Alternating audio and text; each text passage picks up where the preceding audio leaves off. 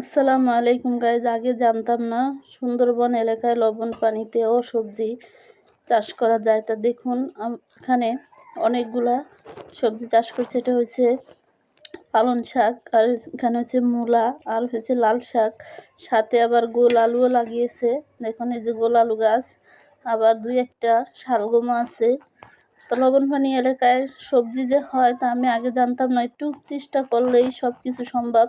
এই দেখেন কতগুলো শালগম, শালগমের পাতাগুলো দেখে মনে হচ্ছে কাঁচাই চাবিয়ে খেয়ে নিই। আর এখানে বেগুন গাছ, লাউ শাক গাছ, আর এই দেখেন অসাধারণ একটা জিনিস, ফুলকপিও লাগিয়েছে। তা আমার এই সবজি ক্ষেতটা দেখে অনেক ভালোই লাগলো। আপনাদের যদি ভালো লেগে থাকে কমেন্টে জানাবেন, আর আমার পাশে থাকবেন, আমার জন্য সবাই দোয়া করবেন। আর সাথে দেখুন পুঁইশাক গাছও লাগিয়েছে। পুঁইশাক গাছে ফুল চলে আসছে, এখন তো শীতের সিজন, তার জন্য পুঁইশাক গাছে ফুল। আল্লাহ হাফেজ।